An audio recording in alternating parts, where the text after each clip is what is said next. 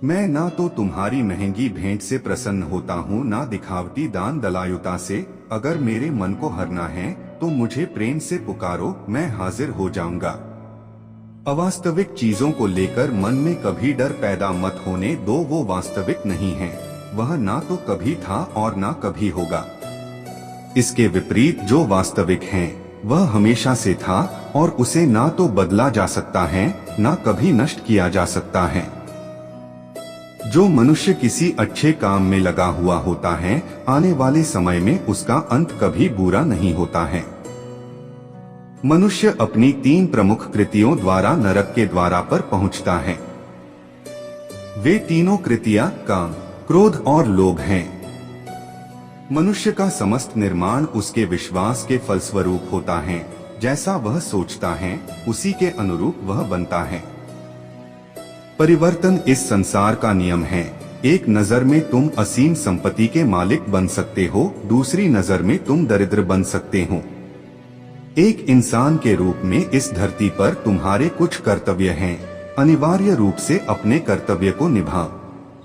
किसी से सच्चा प्रेम होना शुद्धता और दिव्यता का प्रतीक है।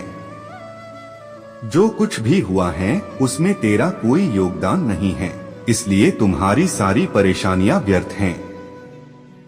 हर चीज की शुरुआत मुझसे होती है और खत्म भी मुझ पर आकर ही होती है।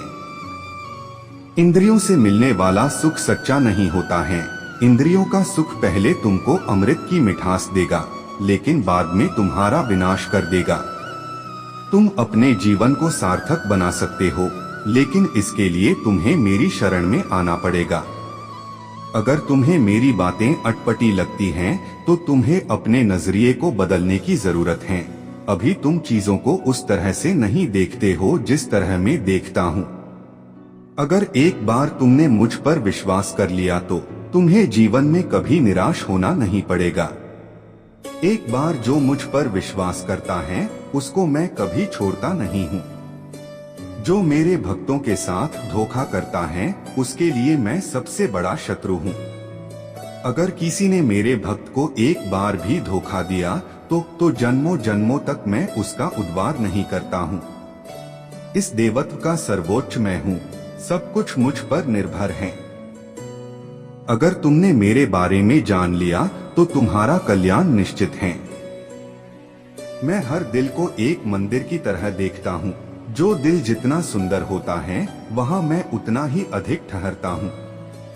भगवान श्री कृष्ण के चरण कमल इतने पवित्र हैं कि जो कोई उनकी शरण लेता है तुरंत शुद्ध हो जाता है। इस दुनिया में तुम प्रेम सभी से करो, लेकिन पूर्ण रूप से विश्वास किसी पर मत करो। अगर तुमको भरोसा करना है तो केवल कृष्ण पर करो। मन बड़ा चंचल है, इसलिए अपने मन को स्थिर रखो, उसको कभी व्यथित मत होने दो। आपने जो कुछ भी किया वह आपके साथ एक दाग की तरह चलेगा, इसलिए अपने कर्म में शुद्धि लाओ। बुरे विचार मन को दुखी और परेशान कर सकते हैं, लेकिन जब आप कृष्ण में विश्वास करते हैं तो कृष्ण स्वयं आपकी सब परेशानियां दूर करने आते हैं। मैंने अभी तक तुम्हारे शरण में आने के प्रस्ताव को स्वीकार नहीं किया है, क्योंकि तुमने अभी तक पूर्ण रूप से समर्पण नहीं किया है। जब तुम शुरुआत करोगे तो स्वाभाविक रूप से तुमको असफलता मिल सकती है। कई बार तुमको गिरना भी पड़ सकता है, लेकिन इसका मतलब यह नहीं होना चाहिए कि तुम उस काम को करना छोड़ दो। एक समय आएगा जब तुम परिपूर्ण हो जाओगे और तुम्हारे सभी काम सफल हो जाएंगे।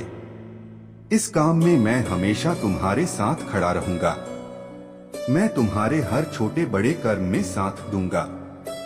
तुम्हारा जो दिल करे उसको करो, लेकिन नम्रता और सरलता के साथ करना, अहंकार के साथ नहीं। एक उपहार तब शुद्ध होता है जब उसको सच्चे दिल से सही व्यक्ति को सही समय पर दिया जाता है और बदले में कोई दूसरी उम्मीद नहीं करते हैं। कड़े संघर्ष के बाद प्राप्त होने वाला सुख जिसने आपके दुखों का अंत किया है। ऐसे संघर्ष का पहला कदम आपको कड़वे जहर के समान लगता है और अंत में आपको अमृत की प्राप्ति होती है। इस तरह का सुख केवल मन की शांति से प्राप्त हो सकता है। इस धरती पर आने के बाद आपका मुख्य उद्देश्य यहाँ से मुक्त होना है। केवल वही मनुष्य मुक्त हो सकता है जो अपने कर्मों में दृढ़ संकल्प के साथ स्थिर है और सुख दुख को समान रूप से सहन करता है। जो मनुष्य अपनी आत्मा की बात सुन सकता है वह मुझसे बात कर सकता है और देख भी सकता है। अपने सभी कर्मों को कृष्ण पर केंद्रित होकर करो। आसक्ति को त्याग दो, सफलता और असफलता को एक समान दृष्टि के साथ देखो, क्योंकि आध्यात्मिकता का अर्थ ही होता है संभार। वह मनुष्य जिसने घृणा को त्याग दिया, जो सभी प्राणियों के साथ समान व्यवहार करता है, जो सुख दुख और दर्द पीड़ा से अप्रभावित हैं, जिसके अंदर करुणा भरी हुई है और मन शांत है, उसने सही मायने में मुझे प्राप्त कर लिया है। यही वह मनुष्य है जिसको मैं सबसे अधिक पसंद करता हूँ। इस विशाल संसार में तुमको केवल कर्म करने की छूट है। इसके अतिरिक्त फल की इच्छा और स्वार्थ सब निरर्थक हैं। ये सोचकर कभी किसी काम की शुरुआत मत करो कि इसका तुमको कोई फल मिलेगा। बिना किसी लालसा के कर्म करो। जो आदमी मुझे हर चीज में देखता है और मेरे होने के एहसास को अनुभव करता है, वह मेरा सच्चा भक्त है। ऐसे भक्तों से मुझे प्रेम है। इंद्रियों का काम ही है भटकना। जब कोई मनुष्य अपना मन उनके पीछे छोड़ देता है तो समझ लीजिए कि उसने छेद वाली नाव में सवारी शुरू कर दी है, जिसका डूबना तय है। ऐसा कोई नहीं है जिसका सदियों से अस्तित्व है, और न ही ऐसा कोई है जिसका सदियों बाद अस्तित्व रहेगा। यहाँ कुछ स्थायी नहीं है। वह सभी चमकदार वस्तुओं में प्रकाश के स्रोत के रूप में स्थित हैं। वह सभी प्रकार के अंधकार से परे और अव्यक्त हैं। वह ज्ञान का विषय है और वही ज्ञान का लक्ष्य है। वह सबके हृदय में विराजमान है। श्रीमद् भगवद गीता। तुम उसी को देख पाते हो जो तुम हो, और तुम वही जो तुम देखते हो। मैं सभी के घरों में निवास करता हूँ। मेरी ऊर्जा सभी जगह समान रूप से वितरित है। जो मुझे पहचान लेता है उसको मैं भक्ति रस प्रदान करता रहता हूँ। मैं सर्वनाश कर सकता हूँ, मेरे रुकने की वजह मेरे भक्त हैं। जिस दिन मेरे सभी भक्त मर जाएंगे मैं सर्वनाश कर दूंगा। जो व्यक्ति अहंकार से मोहित होकर अपने कर्मों को अंजाम देता है, मैं उसके खिलाफ खड़ा होता हूँ। तुम हमेशा के लिए यहाँ रहने वाले नहीं हो। तुम्हारा जीवन बहुत सीमित है। जो मनुष्य यहाँ आता है वह अपनी क्षमता को तलाशने के लिए आगे बढ़ता है। ये गलत नहीं है अगर तुम निस्वार्थ भाव से अपनी गति करते हो। स्वभाव के द्वारा निर्धारित कर्तव्य का पालन करने से कोई पाप नहीं होता है। हम वास्तव में कभी दुनिया का सामना करते ही नहीं हैं। यहाँ रहकर हम जो भी अनुभव करते हैं वे हमारी इंद्रियां हैं। तुम केवल अपने कर्म पर नियंत्रण कर सकते हैं। तुम्हारे कर्म के परिणाम का तुम दावा नहीं कर सकते। हारने का डर, असफलता का भय, कर्मों के साथ भावना जोड़ना सफलता की सबसे बड़ी बाधा है। ये विचार मन को अस्थिर कर आपकी क्षमता को लुटता है। स्वार्थ से जुड़े कर्म आपको दुनिया में कैद करते हैं। व्यक्तिगत लाभ के बारे में नहीं सोचे और निस्वार्थ भाव से काम करें। अपनी इच्छा शक्ति से खुद को नया आकर दो। अपने आप को कभी स्वेच्छा से नीचा मत होने दो। बुद्धिमानी तुम्हारी चेतना को एकीकृत करती है और कर्म के फल के प्रति आसक्ति को त्यागने में मदद करती है।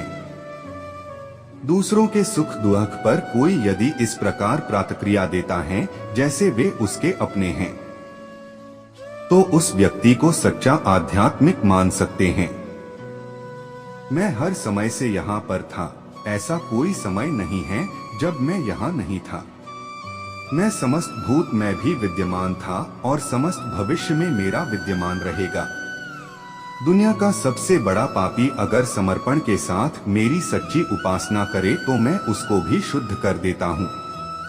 वे लोग जो केवल कर्म के फल की इच्छा से प्रेरित होते हैं वे अक्सर दुखी रहते हैं। जब किसी की चेतना एक हो जाती है तो उसकी सारी व्यर्थ चिंताएं पीछे छूट जाती हैं।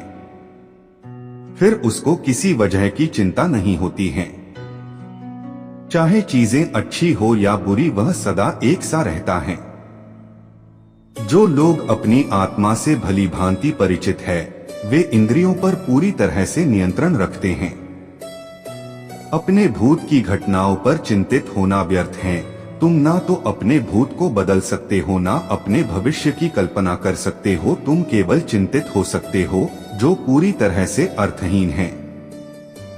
मन को शिक्षित कर मनुष्य अपने सोचने के तरीके बदल सकता है और कोई भी कदम उठाना सीख सकता है।